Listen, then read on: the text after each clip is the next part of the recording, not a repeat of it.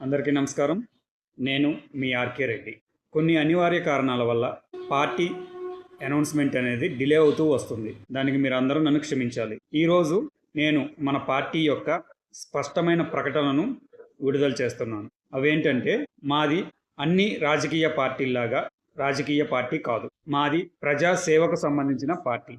అలాగే అందరు రాజకీయ నాయకుల్లాగా మేము కూడా రాజకీయ నాయకులం కాదు. మేము ప్రజలకు సేవ చేయడానికి వస్తున్న ప్రజా సేవకులం.